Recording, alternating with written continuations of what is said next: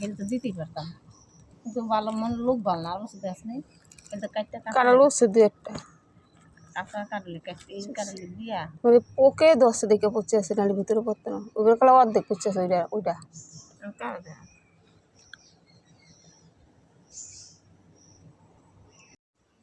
আসসালামু আলাইকুম, কেমন আছেন সবাই? আশা করি ভালো আছেন। আলহামদুলিল্লাহ আমি ভালো আছি।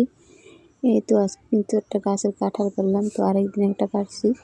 তো করলা পোক নাকি ওগুলোতে ধরছে, ধরে মানে একদম ওই ঘাড়াই গেছে গা, তো কাঁঠাল পাইকে গেছে। তো দিন পয়সা অর্ধেক আসতে, যে 1 প্লেট ভালো আছে। তো খাওয়া দাওয়া করে এই যে রান্না করতে চলে আসলাম। প্রচণ্ড গরম, এই গরমে তো কাঁঠাল খেলে কিন্তু অশান্তি। তো আজকে রান্না করবো ভেন্ডি পাতুরি করবো, আর এই যে মাছের ডিম ফ্রিজ থেকে বাইর করে রাখছি, তো পানি ছেড়ে দিছে। এখানে আমি ভেন্ডিগুলো কেটে রাখছি। তো গরমের ভিতরে কিছুই মন চায় না খাইতে। ভেন্ডি কিন্তু 2-3 দিন ধরে আনছি, কালকে ভাজি খেয়েছি, আজকে মানে মন চাইতেছে তো একটু পাতুরি করে খাই। কালকে ভাজিটা খাইতে একটু ভালোই লাগছে, তো আজকে যে পাতুরি করতে দিয়ে কাটতেছি। আর এখানে কিন্তু পাতলা ডাল রান্না করবো, তো যে একটু বেশি পথ রান্না করে খামু ওরকম সিস্টেমও নাই। আর চুলার পারে প্রচুর গরম, তো আমি রান্না করতে আসলে কিন্তু একদম অশান্তি, ক্লান্ত হয়ে যাই, বসতেও পারি না, মানে নিচে পিড়িতে বসতে পারি না, চাইপা বসতে পারি না, অনেক ব্যথা ওঠে। তো উঁচা জায়গায় যদি বসি কাটতে সমস্যা, আবার ওই যে ভাতে জাল দিতে সমস্যা। তো যেহেতু আমি পাতা দিয়ে জাল করি, এই কারণে বেশি সমস্যা। আর এদিকে এই যে ভাতের মধ্যে মিষ্টি আলু 2টা আর একটা ডিম সেদ্ধ দিয়ে নিয়েছি। অনেকদিন যাবত মিষ্টি আলু আসলাম, মতন ভালো লাগে না, তারপরে মানে মিষ্টি আলু খাওয়া নাকি ভালো, এই জন্য একটা 2টা সেদ্ধ দিয়েছি। তো এই তো কাইটে নিয়েছি পেঁয়াজ রসুন সব কিছুর জন্য, পেঁয়াজটা একটু কম করে দিব। আর এই তো গাছের কাঁঠাল, তো 2টা যখন চাপাচাপি করে হয়েছে একটার উপর একটা, ওইগুলা একটু কেমন জানি পোকা ধরছে, ওই যে কালো পোকা ধরছে। তো কাঁচা থাকতে যখন কাটতাম তখন কিন্তু এরকম হতো না, তো পাইকারিতে নরম হয়ে গেছে। তো একটা ছুটা যদি ওই যে দেখেন, একটা দেখা যায় কালো, একটু দেখা যায় কালো এরকম পোকা ধরছে। তো যাই হোক,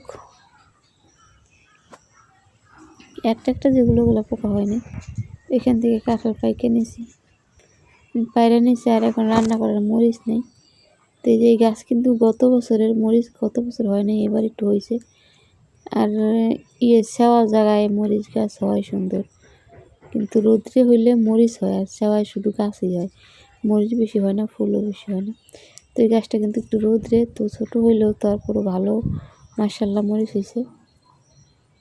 বড় গাছে এত হয় না, অনেকগুলো মরিচ কিন্তু হয়েছে, আরও কিন্তু নিয়ে ছিঁড়ে খাইছি।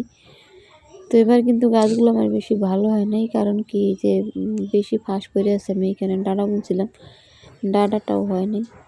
তো এই যে এবছরের গাছে যে এরকম একটু হয়েছে হালকা হালকা,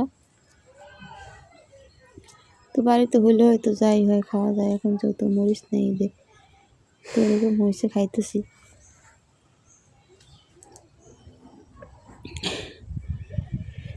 আর আমার মতো কারা কারা এরকম মানে সমস্যার মধ্যে আছেন অবশ্যই কমেন্ট করে জানাবেন।